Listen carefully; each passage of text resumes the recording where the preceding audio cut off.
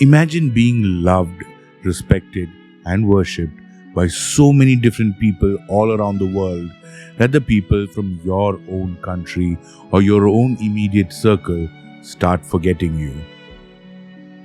Hello everyone and welcome to episode 3 of the Egyptian Interactive Month on Mythology, where you get to choose which characters that we create a video on.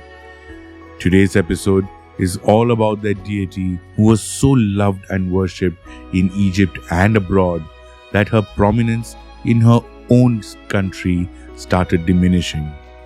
This is none other than Hathor, the goddess of love. Hathor, also the goddess of the sky, was in fact a religion of her own in ancient Egypt.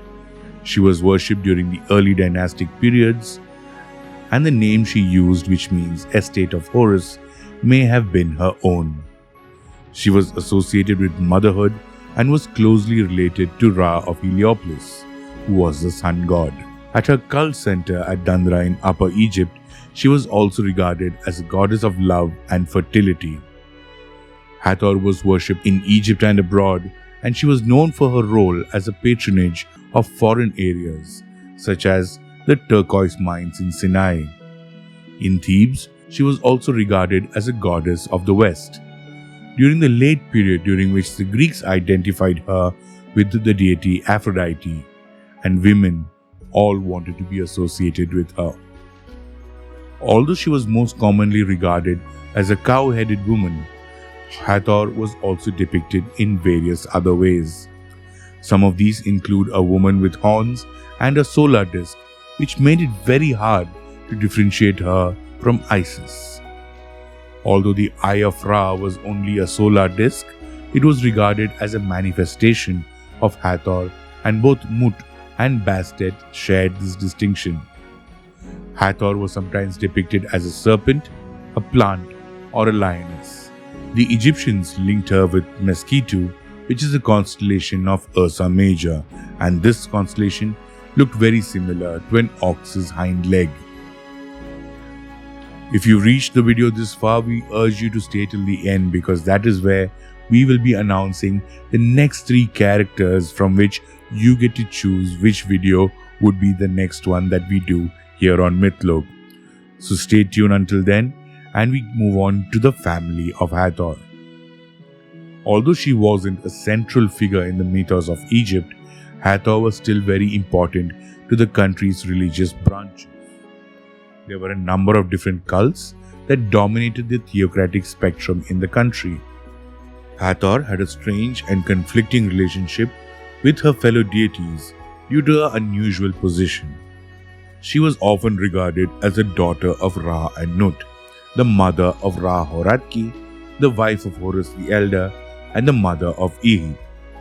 She was also considered a sister to Bastet and Sekhmet. The name Hathor literally means house of Horus. The significance can be hard to determine due to the number of interpretations of it. It is believed that the name Hathor refers to the mother of Horus.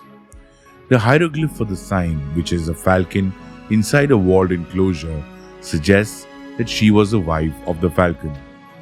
Another way to interpret the sign is as a representation of the sky.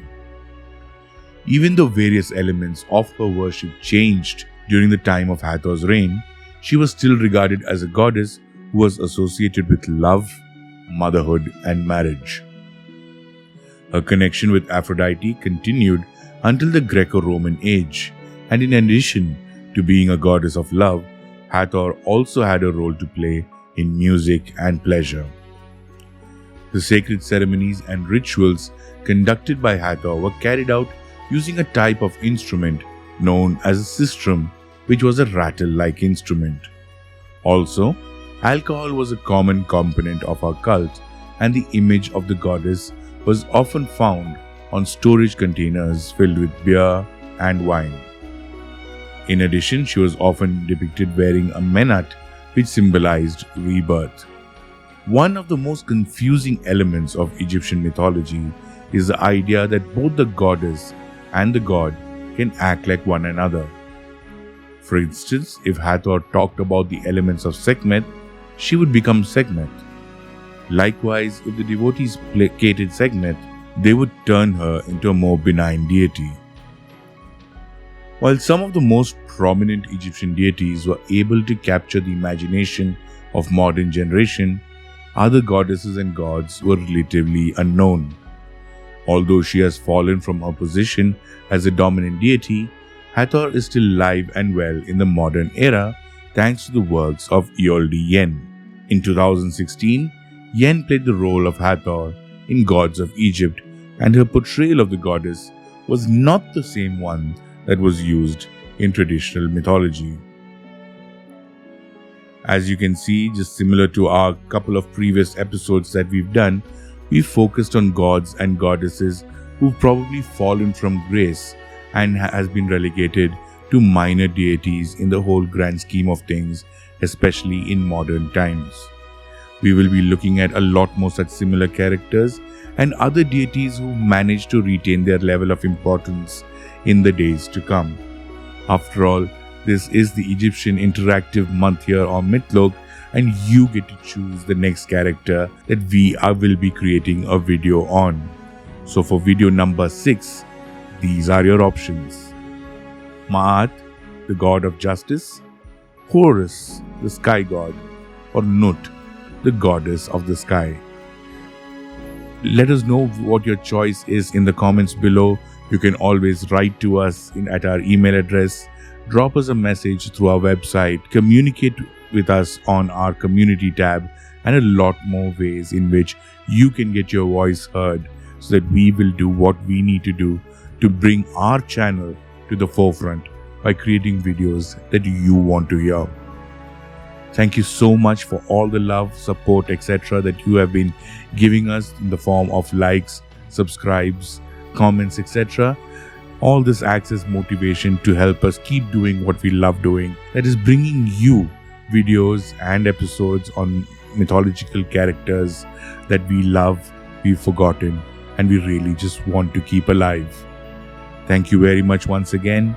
This is your host, Nitin Nair, signing out by reminding you once again that Mythlogue is the home of mythology.